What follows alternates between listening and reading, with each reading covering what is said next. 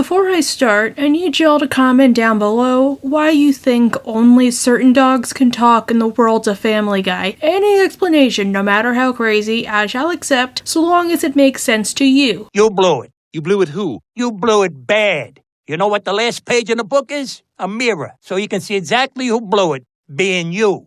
Wow, the last video of 2023. It's a crazy feeling. To think this is my first year doing YouTube full time because I took a gap year. College is weird. But have you ever heard the wonderful song from Wicked? It's just that I never saw myself as a Solomon or Socrates. I thought I was one of your dime a dozen mediocrities. Then this year, suddenly I'm here, respected, worshipped even. People go up to me at cons and ask for my opinion on things, or my selfie, or my autograph, which I am all too happy to do. I am grateful for y'all. Or the fact I even get to go to conventions and meet so many great people. Like, guys, I got to meet Dana Schneider. I got to sit next to the guy who created Moral Oral at karaoke. Like, I never thought I could go to cons or travel to places. Look who's wonderful. This ghetto chick who said it might be keen to talk about disabilities and a wonderful road of yellow brick. I'm sorry, it's so overwhelming. Thank you guys for such an amazing year. I love all of you in a non-weird way. I hope next year is just as wonderful. That's why, in the spirit of new beginnings, we're gonna talk about Family Guy. Sorry if this intro was way too long, but for one last time in 2023, hi, I'm Kitty Monk, and I'm here to talk to you about Family Guy. Or more specifically, Vinny, my fellow buddy. Wait, I don't think I'm allowed to use this word. You know what, screw it. It's a special occasion.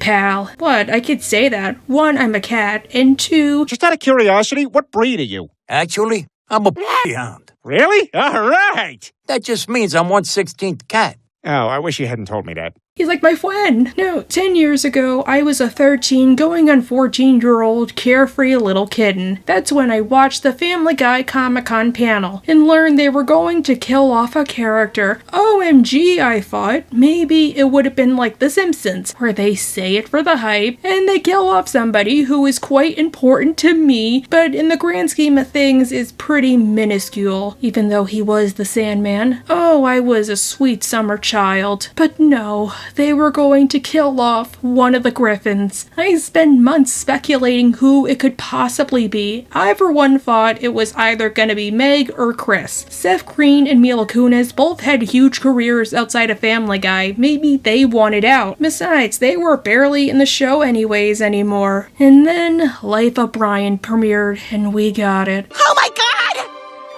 Brian! Brian, can you hear me? Holy crap, what the hell happened?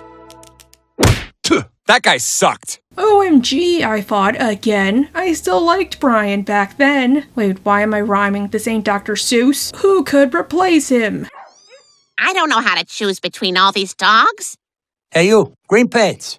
I hear you're looking for a dog or something. We'll get to this later. But I for one thought it was a nice change of pace. Maybe they could pump in some good stories. Now, as this was before I was a critic who looked at everything cynically, I thought this change was going to be permanent. I even remember telling my mom, "No, I can't believe it. They killed off Brian and he's never coming back." And then her being like, "Do you really think they're gonna kill off Brian permanently?" Imagine my shocked Pikachu face when just 2 episodes later... What the hell? You're alive, my friend!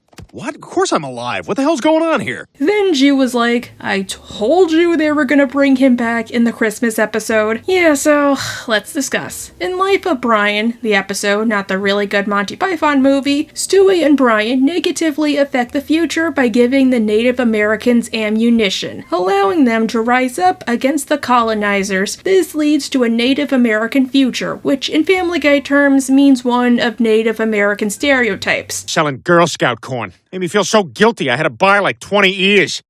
Hey, shot in the dark, but is anyone else in the mood to run really fast in one direction? Why do I always think of the band whenever I watch this scene? Back then, I did not like them, and I still don't. The pair managed to avert the terrible future and come back to see that everything is back to normal. Well, everything looks like it should. Only one way to be certain. Okay, let's do a quick search here. Native American role models. 0 results found. Looks like we did it, Brian. Out of curiosity, I googled this, and the first result I got was Geronimo. I also found results for Irene Bedraid and Wilma Mankiller in Sachin Littlefeather, somehow. This debilitating chapter makes Stewie rethink his time-traveling exploits and decide to destroy his time machine, the time machine we've had for so many seasons and that he's worked on so hard. Do you know what I did last week? I time-traveled ahead to Christmas so I wouldn't have to wait all year. Wow, good timing, little fella. This just came out today. Yeah, I kind of knew that already. This, I'll be willing to admit, this was pretty freaking clever. Like, I remember watching this episode, maybe like the 3rd or 4th watch at my mom's house, and she was like, you see, they're gonna kill him off in the Christmas episode, it's right there. And I was like, no, they're not. And then, yeah, that happened. But knowing how most story-driven moments or shows seem to be partially made up as they go along, to some degree or another, I wonder if this was always gonna be the case, or if they were like, you know what, that's gonna be a hint. Well, I guess that's it. This is like the end of an era. And yesterday was just too close a call, so I've decided to get rid of it before something irreparable happens. Wow, really on the nose, Stewie. Stewie and Brian try to throw away the time machine, even though I'm sure he could probably recycle it for another cool invention or sell the spare parts. Seems like kind of a waste to just throw it away. At the dump, they find all kinds of really cool stuff, like a street hockey set. No, I mean it. Like here, look at this street hockey net. It's in great shape. You know, we should take this home and set it up, get some fresh air, get some exercise. Oh no, my anxiety disordered behind is sensing the danger. Don't go in the street. That's where cars live. I'm sure y'all have a perfectly good backyard. Fighting for our right to vote. So when you go to those booths and cast your ballot, remember, Warren G. Harding is way the cutest! That could explain why he had all those mistresses and that secret baby out of wedlock. Wait, why am I complaining? I was a baby out of wedlock. Stewie has to go get his knee pads while Brian finishes setting up. Brian, look out! Brian! Is it weird this isn't the first time a dude named Brian Griffin got hit by a car in front of the house? Look at him go. Free in a world of his own kind, where he can finally reach the full potential. Oh my god, he got hit by a car! And that's a time travel episode too. What insane unintentional foreshadowing. But I wonder who ran Brian over, in his car no less. I'm surprised this was never really an episode. To this day, my bet is on Glenn Quagmire. Fun fact, my almost first YouTube video was a theory video that Glenn ran over Brian, because it makes way too much sense. I wrote a script, I recorded it, it even got to the editing stage. Think about it. He was bored as heck at Brian's funeral. Damn it, Ortiz, stop swinging at junk. He would have access to Brian's car, or he could hotwire it. He hates Brian more than anything. Plus, it would be easy to kill Brian that way. Nobody would look into it. If he put, like, chocolate in his food, it could still be traced back to him. It could be an accident, and he's a dog. Yes, Chris. I'm afraid that our Brian is dead. I love you all.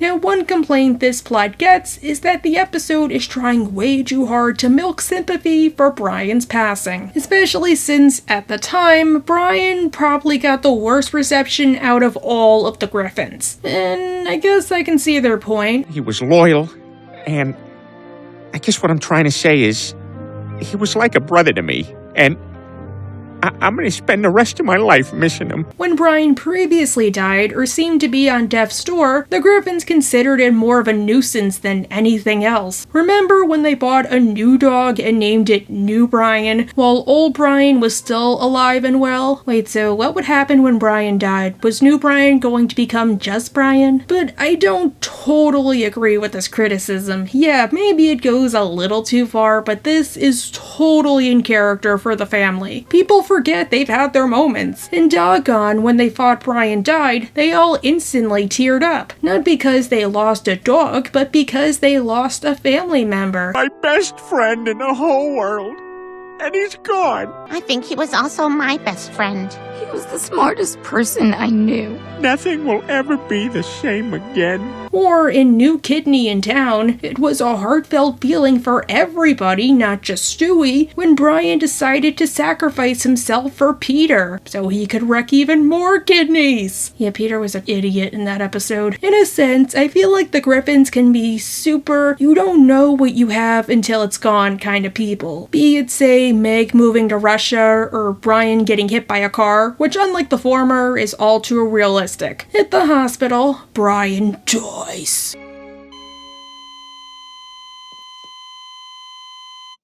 I'm sorry. He's gone. Wow, I couldn't guess by the beeping, and here I thought somebody forgot to take their soup out of the microwave. Stewie is obviously upset at this outcome. Then he realizes, oh yeah, I have a time machine. Da-doy! Oh, happy birthday, Neil. Is that why Neil isn't in a lot of episodes? His father framed him to end up like Muriel just so he could sue the city? Hey, that's all Mort does nowadays. Sue people! Too bad that due to the magic of contrived coincidences, Stewie cannot restore his time machine for the foreseeable future. But the one guy who made those drew a doodle of Mohammed, so he's not around anymore. He wasn't even doing it on purpose, just absent-mindedly while talking on the phone. Oh, I think I have a topic for next year. The Griffins hold a funeral for Brian, where the reality of the situation hits them, Stewie especially, like a truck full of bricks. Brian is not coming back ever. He's like disco. You find the man who did this. Ma'am, You what's bring your him to relationship justice. to Brian? You make sure this Are you sure angel you're at the child right didn't die for funeral? nothing. Ma'am, You show Brian's the a world why dog. you became a cop. Do it, Joe, or you gotta go to extra church. Kitty, this script is 11 pages long, and you still haven't gotten to Vinny? What the hey? I'm sorry, I wanted a prologue. Look, I'm getting to Vinny, babe. Cool your jets. About a month passes, and the Griffins are still missing Brian, and they are still hoarding reminders of his existence, because they're Blue Diamond. Can we at least get rid of the doggy door so Chris doesn't keep getting stuck in it? Every day I get a little further in. Lucky, you don't live in an apartment. Lois suggests that in order to finish grieving, they should buy another dog, which is not healthy. I'm serious, Peter. I know it might take time to find the right dog, but I really feel like it might be the best way for us to move on. Y'all should get a therapist to deal with this loss and then buy a dog. You seem like the type of people who have babies to fix a marriage, and then you did it 3 times. The Griffins can't choose until... So what's your story? Well, you know, I'm just a regular guy. You throw a stick, maybe I bring it back. Maybe I bring back an iPhone that fell off a truck. So what do you say? You want me as your dog? Finally, here he is. Holly Walnuts in dog form, aka Vinny. I actually know a few Italians named Vinny. And yes, I can joke about him. I'm Italiana. I'm the only person besides Buca de Beppo and Rick Sanchez and Bon Giovanni who can make decent spaghetti. As for The Sopranos, I have bragging rights. They recorded a few episodes in my neighborhood, especially near the ice cream shop by my old house, and my dorm building was where they housed the actors during the movie shoot. Hi, I'm Peter. Vinny. Oh, finally, someone who sounds like they went to college. Hopefully he went to college long enough to get a degree. Unlike Brian, who is a stereotype of Seth MacFarlane, Vinny is a stereotype of Italians, which, strangely, I don't mind. Look, I'm not the biggest fan of Family Guy stereotypes, mostly because I feel like they don't do anything besides say, hey look, a wild stereotype. Sorry, I'm trying to do an Australian, I can't. Or something super specific to us in particular, like an inside joke you aren't in on that features a stereotype. Excuse me, sir? It's officer. No, it's not. It's barely, sir. Yeah, I know. It's not that it offends me, it's just that it's kind of lazy, like they put no effort into it. They just say, stereotype. South Park is better at this. They go the extra mile, or in the case of the Canadians, they invent stereotypes. With Vinny, he always manages to make me smile, even if sometimes his humor arguably has some of the same problems I just mentioned. Excuse me. I'm just gonna have to owe this out until I'm not surprised anymore. Oh! Oh! Oh! Oh! Oh. But the fact he's voiced by Toni Sericchio, rep, is a plus to me. I think what works in his favor is he does lean more into the jokes instead of just stating them like most of the other characters do. Like, instead of saying, I'm gonna do a weird specific Italian thing, he instead says, here's my weird Italian thing, oh! So, Quagmire, if you're some kind of big ladies man, how come I never see you wearing a necklace? That's not really my thing. I'll get you one. Hey, come on. The guy wants to get your necklace. Let him get your necklace. So that's a plus. Vinny goes home and makes himself warm and welcome with the Griffins. Vinny, you must be starving. What can I make you for dinner? Are you kidding? You're a hard-working lady. So tonight, I'm gonna make you dinner. Wow. Is it gonna be spaghetti or raviolis? Or spaghetti with raviolis is the meatballs? I have dinner ideas. Is it just me or do raviolis look like rubbers? Also, I had a bad experience with Grimace. I gotta be honest, I can't get a beat on you, man.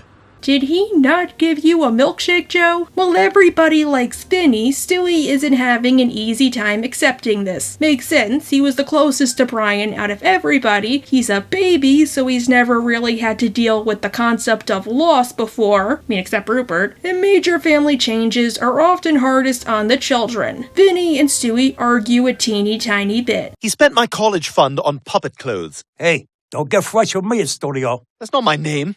That's not even an Italian version of my name. Whatever. From what I can tell, Stewie doesn't have a different name in Italian versions of Family Guy. I mean, for all I know, maybe he does. If he does, please comment down below. But I can't find any record of it on Google. The closest I can find in Italian is Stefano. Fancool. Vinny's version is cooler. Therefore, Stewie tries to get rid of Vinny the only way he knows how. Stereotypes!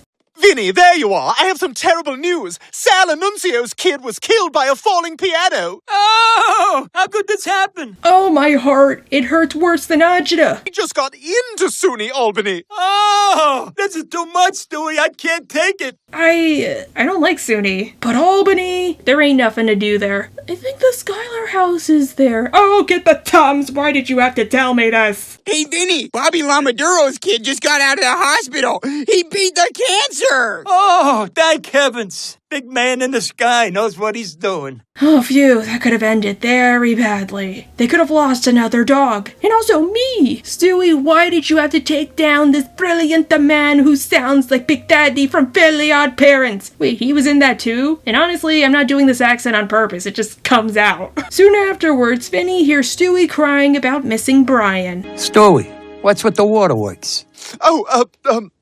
I realized I paid too much for my muffler. Vinny, rather than tear Stewie down like a truck full of peanuts, actually emphasizes with him and teaches him a valuable lesson about grief. It's kind of like Venture Brothers. It sucks massively at first, but it gets better with time. Unless you're Queen Victoria, in which case, sorry, Charlie. And sorry, her son Bertie. After all, Vinny recently lost somebody too. I live with an old man named Leo. It was just him and me in a tiny apartment, and we got pretty tight. By the time he passed away, it was real tough. I guess Leo was kind of like my Brian. Aww. This allows Vinny to make a connection with Stewie, and the two are ready to finally be a family. Heck, as a tribute to this, Stewie even allows Vinny to sleep in his room, a privilege only Brian got. Good night, Vinny. Good night, Stewie.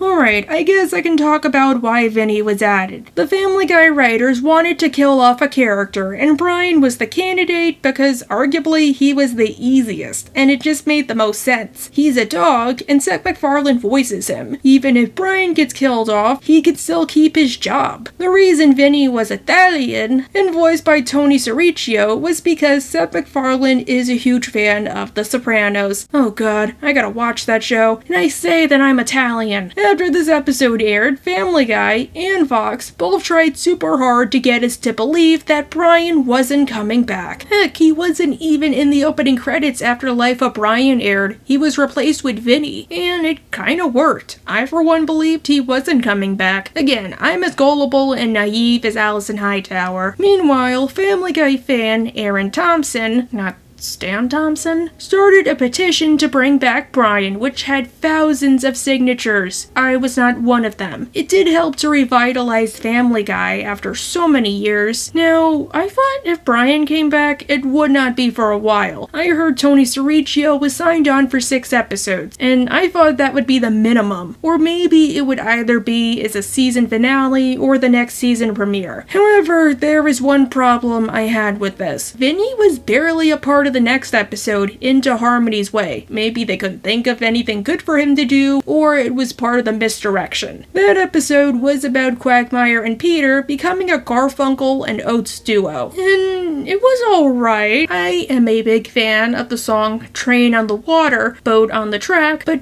Vinny did nothing. I think he only really said this. That's all I remember. A bunch of us got together and beat him with a grill lid and windshield wipers, and let's just say, he don't do chick stuff no more. He wasn't exactly like us, so we had to almost kill him. Come on, guys, he really could have had a subplot here. Like, maybe while Peter is out on the road, Vinny has to take over as a man of the house, just as Brian used to. Italian style! Katie, stop doing that. Sorry. After all, he never really got a moment alone with Meg and Chris. Kind of like one joke with Chris, but never anything with Meg. Or maybe he becomes Glenn and Peter's manager. He has managed many other things, especially in sanitation. This could be a breeze for him. But with a heavy heart, we come to the episode I was long dreading, Christmas Guy. As I write this script on Boxing Day and record it the night after, aka 2 episodes after Brian died. Really? Only 2? Then again, Family Guy can't do story elements for longer than 3 episodes unless it's about Jillian. Like her, they have commitment issues. I think the longest was when Brian got thrown out for being Justine Sacco 2.0. That lasted 3 episodes. And guys, stop using that one clip of Brian. You're like those people who cherry pick South Park moments without understanding the context. The Griffins are getting ready for the upcoming Christmas carnival. Come on, everybody, let's go to the mall. It's time for the Christmas carnival. It's Stewie's first Christmas. Again? I always assumed it was because of you, Stewie. This is why you don't mess with time. Look at what Einstein did. However, when they get there, they discover, holy crap, it must be March, not December, because there's no sign of Christmas.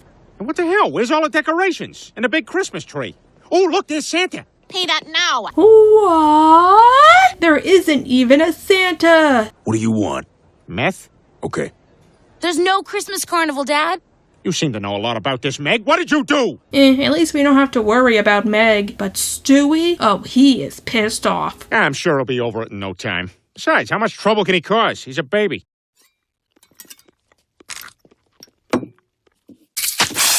As it turns out, the Christmas carnival was cancelled for some unknown reason. You hear that, Dad? You're not the only one around here with a small cog. I told you that in confidence, Chris.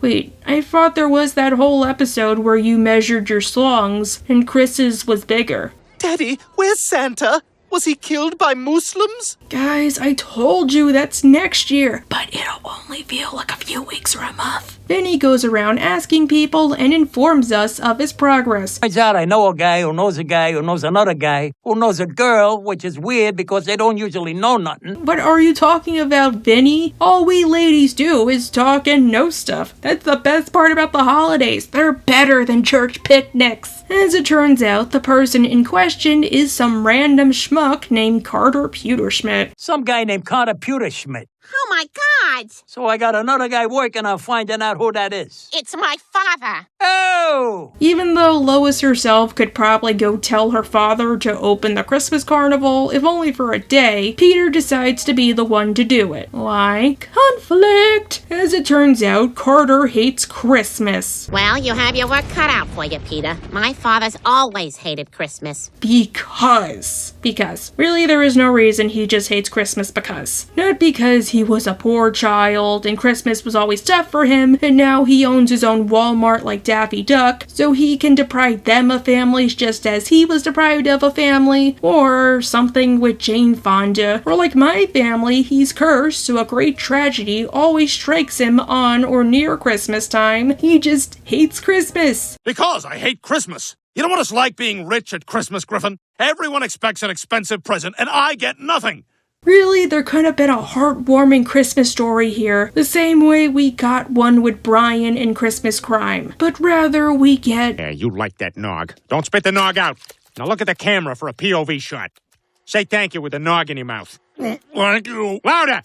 Thank you. Good. Well, that makes me never want to try eggnog, ever. Vinny, save me with a joke. That sounds real bad. Her father don't like Christmas. My father was drowned to death in a bird bath by an officer of the law. His will just said, kick Jimmy in the sack for me. Better than Brian's father? Why does it always go back to Coco? I'm not doing this on purpose. He's a happy, resilient baby. I don't know, Lois. I feel like if we don't do something, Stewie's first words are gonna be, why did you kill Christmas? I thought it was even though you say words besides that. Some random specific Christmas jokes later, and Peter figures out a way to get Carter to allow the Christmas carnival to happen. No Christmas carnival.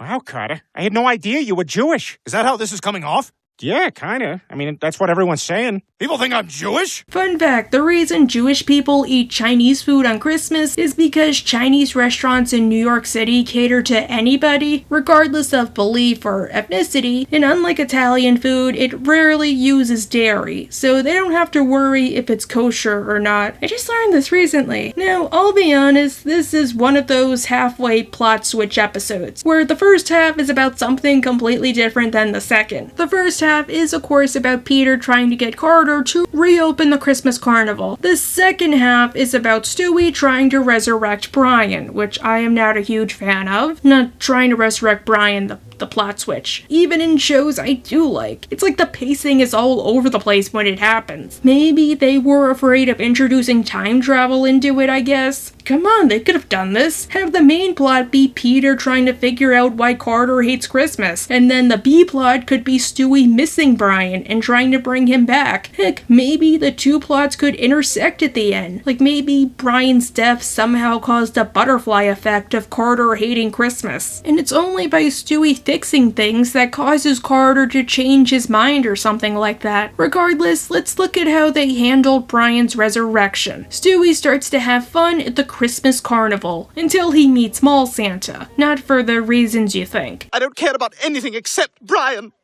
I want Brian. You want me to put a dead dog under your tree? I mean, you weren't being specific. Plus, you're a scientist. I'm sure you could find a way. Because it's impossible for Stewie to bring Brian back because no time machine, remember? Vinny tries to make it up to him. Vinny? Who's Vinny? My name is Brian, a.k.a. your favorite dog. Hey, whose leg do you got a gagoosh to get an amaretto di Serrano around here? Oh, it's kinda sweet. It's the thought that counts. You really are rocking that sweater, dude. And you sound like a much better person than Brian, not gonna lie. For example, I know Brian was rather into politics, so I read the newspaper. What is going on with all these politics, huh? I know, politics, so much gabagool. What did we say, Kitty? To cheer up Stewie, Vinny gives him a present. That was supposed to go to somebody else. I'm very sorry. They killed Frankie Choo-Choo Cinelli instead. Could be they killed Davy the Box Fratelli. Maybe this means they killed Anthony the Air Around the Box Manetti. Yes, we Italians introduce ourselves by our full names, including our nicknames. I am not just Kitty Monk. Rather, I'm Abigail Noel, Kitty Noel Monk, Abby Devino. At least it's better than Catherine. She only really has one name. I thought I was a monk. Fine, that's your Christmas present. You get a last name. I mean, you did help me network and get these collabs. I suppose you deserve something. Since this present strangely doesn't cut it, even though it's a severed foot, Vinny takes him to the mall to buy a toy. If there's one thing that can fix a depressed child, it's a toy. However, Stewie doesn't like any of Vinny's ideas. Not a bowling shirt. To the beach, a wedding on the beach, beach graduation, beach funeral. Business conference, which could be at a beach. Do they make those for women or sheep weights? What kid would want to play with these? What are you looking at? Not much. That's what I'm looking at. That sounds like a lot of fun. At that moment, Stewie sees... Vinny, that stocking cap. It's mine. That boy is me. Foreshadowing! I don't understand, so I'm angry and hungry. I'm gonna go punch a sandwich. Don't do it, Vinny. That's a perfectly good sandwich. I would rather punch an old lady before I punch a sandwich. Unless... Evil sandwich! I knew it! Stewie convinces Vinny to steal the return pad from past Stewie. Well, more like distract him. Hey, how you doing? This may sound a little presumptuous of me, but, you ever do any modeling? Well, not professionally, but I like how this implies Vinny knows Stewie so well, even if he hasn't known him that long. You know, my friends ask me, Stewie, why do you throw up after every meal? This is why. But Stewie, sweetie, please don't do that, please. After it's successful, Stewie realizes something. You realize, if I save Brian, my family won't get another dog, which means we will never have met. I'll probably never see you again. But Vinny, you can't go. I really like you, in a non-weird way. And I'm a cat. That's saying something. Still, he knows it'll make Stewie happy, and there's always a chance they can meet again one day. So he allows Stewie to make this sacrifice while saving face. Good dog, Vinny. Good dog. Georgette, I'm coming home. Who the hell is Georgette? Stewie, don't you know nothing? It's his comadre. Yes, we really say that. I'm being serious. Of course, Stewie fixes the time machine, restores the status quo, and everything goes back to normal. What's happening to you? I think my timeline is being erased. The timeline where you died no longer exists. Merry Christmas, Brian. A few months later, the Griffins have a great Christmas, especially Chris, because his name's in the title. Oven mitts! Wow, thanks, Mom! Now you don't have to ask me if everything is hot before you touch it. Are the oven mitts hot? Lois picks gifts for people based upon what she thinks they would need too, but this isn't the total end for Vinny. We do briefly see Vinny and the boys in the band. She told me she was just going to replace me with another dog. Probably some dog neither you or I have ever met. Listen up, you little pieces of garbage. This song's about getting heartburn from baked clams. However, I feel like it sucks he wasn't in more stuff. After all, Stewie fixed the time machine and it would be easy to keep him on. Maybe don't have him every episode, but once a season? Just saying, Sam Elliott is a recurring guest star now. Drew Barrymore was for a little while. Maybe we can have an episode where Brian and Vinny meet just to see how they would interact, even if it's just for a quick joke. At least he's alive on the Family Guy fan and wiki. Him and Stan Thompson. Anyhow, happy almost New Year's, and I shall see you in 1 year. But it'll only seem about 1 week. And because I've had this Italian accent in my head, like I'm being honest, I'm like thinking in the accent. I don't even know how that's possible, but I am. I'm gonna finish this video by doing like 1 or 2 more Italian words. I can do it Italy, or I could do Jeff. Mangia hum. Oh. Yeah, this is stupid. Okay, bye everybody. Go bother the cologne salesman at Macy's. I want something I could wear on the street that a broad can smell on a fire escape.